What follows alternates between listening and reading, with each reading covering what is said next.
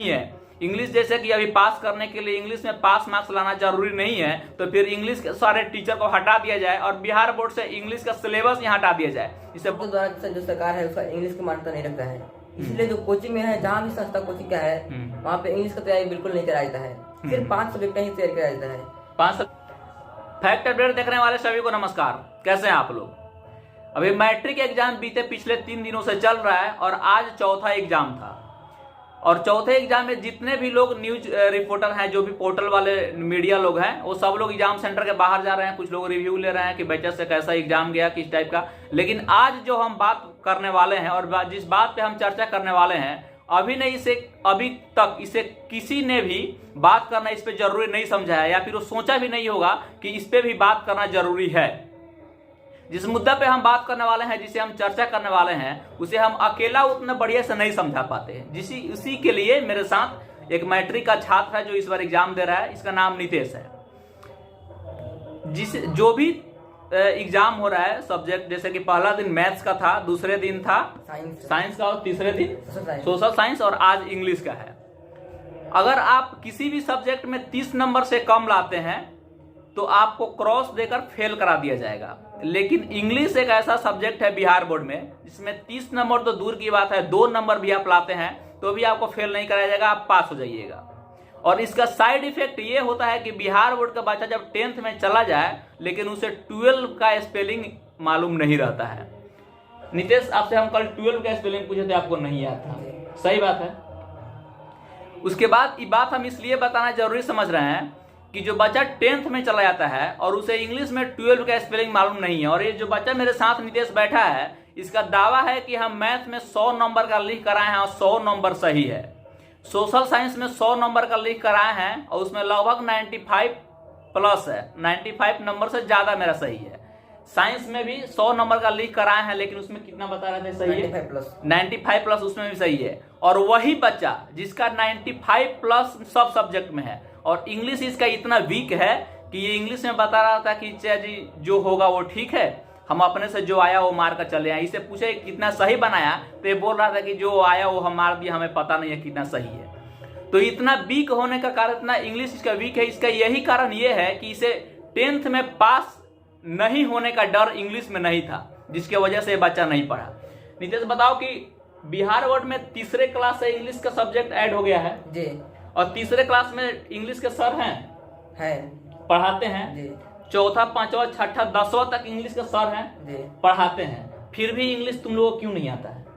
देखिए, उसका मेन कारण है कि जब भी बच्चा जब 10th क्लास में चला जाता है, यानी कि बिहार बोर्ड में, तो बिहार बोर्ड के द्वारा जो सरकार है उसका इंग्लिश की मान्यता नहीं रखता है। इसलिए जो कोचिंग में है, जहाँ भी संस्था कोचिंग का है, वहाँ पे इंग्लिश का तैयारी बिल्कुल नहीं कराया जाता है। सिर्फ 5 सब्जेक्ट ही तैयारी कराया जाता है। 5 सब्जेक्ट में कौन कौन से हैं? साइंस है, सोशल साइंस है, साइंस, सोशल साइंस, संस्कृत है, मैथ है और हिंदी है। बस इसी को लेकर सभी शिक्षक लोग कराते हैं तैयारी। और इंग्लिश को बोलते हैं कि यदि आप 30 से कम भी ला सकते हैं तो कोई दिक्कत नहीं होगा। बस यही कारण है, किसी भी कोचिंग में इंग्लिश का क्लास नहीं हो पाता है।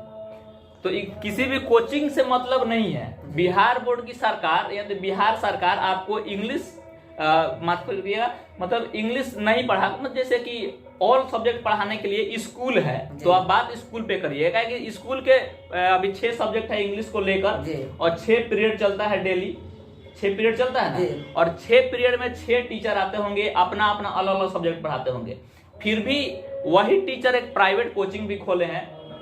वही टीचर जो हो, तो उसमें का मैक्सिमम टीचर लोग हैं जो हाई स्कूल में, मिडिल स्कूल में, प्राइमरी स्कूल में पढ़ाते हैं, उनका भी एक अपना अपना कोचिंग चलता है। जो अगर उसमें मैथ्स का सर होंगे वो मैथ्स का बाहर कोचिंग खोले होंगे, तो वो सर स्कूल में क्या पढ़ाते होंगे जो फिर उनको कोचिंग में आकर पढ़ाना पड़ रहा है कि नहीं? ये अलग बात है, ये हमारा आज का मुद्दा नहीं है। आज का बात ये है कि इंग्लिश कंपल्सरी नहीं है पास करना, इंग्लिश में पास करना जरूरी नहीं है। इसका मुख्य कारण यही ना है कि इंग्लिश वीक होने का यही कारण है ना कि मैट्रिक में पास करना जरूरी नहीं है। तो फिर अगर आप आज मैट्रिक में पास करने के लिए इंग्लिश जरूरी नहीं है और इसके वजह से आप इंग्लिश नहीं पढ़े हैं, इतना इंग्लिश वीक है कि आपको इंग्लिश का बेसिक चीज नहीं मालूम है, नहीं मालूम है। कॉन्स्टिट्यूशन का स्पेलिंग क्या होता है?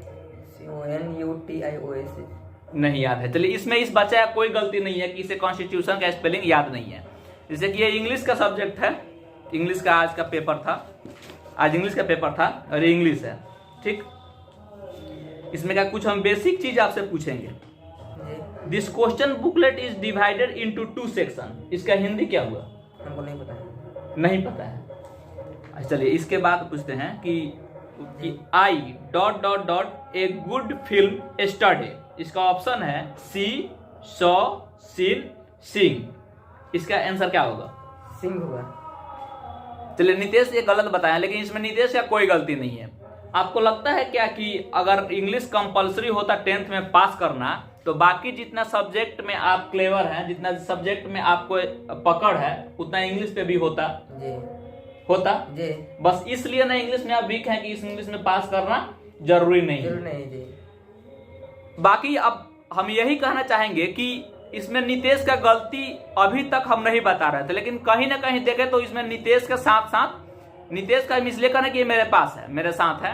बाकी बिहार बोर्ड के 10th के जितने भी छात्र होते हैं जिनका इंग्लिश में पास करना जरूरी नहीं हो समझते हैं और उन्हें इस वजह से उनका इंग्लिश बहुत ज्यादा कमजोर है, उनमें सीधा सीधा उनका तो गलती है ही और उनके साथ साथ बिहार सरकार की भी गलती है, बिहार बोर्ड की भी गलती है जो परीक्षा कंडक्ट कराती है और इंग्लिश को उसमें इंग्लिश में पास करना जरूरी नहीं समझती है बच्चों को, और इंग्लिश में उतना। चलिए अब अगला बात हम करते हैं कि अगर यही लड़का कल होकर इंटर पढ़ता है पर इंग्लिश लेना जरूरी है और इंग्लिश में पास करना भी जरूरी है, तो जो बच्चा 10 साल तक इंग्लिश का एक वर्ड सही नहीं बता पा रहा है, इंग्लिश का एक सेंटेंस का हिंदी नहीं बता पा रहा है, वो 2 साल में अपने आप को इतना तैयार कैसे कर लेगा कि इंटर लेवल का इंग्लिश को खूब अच्छे से पास कर ले। अगला बात कि बिहार सरकार इंग्लिश पे उतना ध्यान नहीं दी है, जिसकी वजह से उसमें बच्चों का पास करना जरूरी नहीं है। वही बच्चा कल होगा बैंक में जाता है फॉर्म डालने, फॉर्म आता है पूरा इंग्लिश में और इंग्लिश में फॉर्म नहीं डाल सकता है। इंग्लिश में तुम फॉर्म बहुत भर सकते हो, इंग्लिश में लड़का या फिर बिहार बोर्ड का 10th लेवल का जो भी बच्चा है जो उसका हिसाब किताब इंग्लिश में एकदम इसी के जैसा है, या फिर जो लोग मतलब अपने हिसाब से पास करने, वो बच्चा फॉर्म कैसे डालेगा। या फिर अगर 10th लेवल का एक वैकेंसी आता है एसएससी का एमटीएस में इंग्लिश रहता है और इंग्लिश में उसमें भी पास करना जरूरी होता है, उसका एक खास कटअप बनता है। 10th तक बच्चा को इंग्लिश में 10th बोर्ड में पास करना जरूरी नहीं था, अगर वही अगर नौकरी के लिए अप्लाई करता है तो उसमें इंग्लिश में पास करना जरूरी है। तो इसमें बात सीधा सीधा ये कहना है कि बोर्ड पर ध्यान ना देकर बच्चा इंग्लिश पे भी ध्यान देगा कि इंग्लिश अभी के समय में दुनिया में सबसे ज्यादा बोले जाने वाला भाषा है और वही भाषा का जानकार अभी कोई किसी के पास नहीं है। मतलब मैट्रिक लेवल का जो बच्चा बिहार बोर्ड का है उसमें से मैक्सिमम के पास नहीं है, सबको हम नहीं बोल रहे हैं बहुत, लेकिन उसके साथ साथ ये होना चाहिए कि जो बच्चा और सब्जेक्ट पे जितना ध्यान देता है और सब्जेक्ट में जितना वो पकड़ बनाता है उतना इंग्लिश में भी बनाए, भले उसमें पास करना जरूरी क्यों ना हो।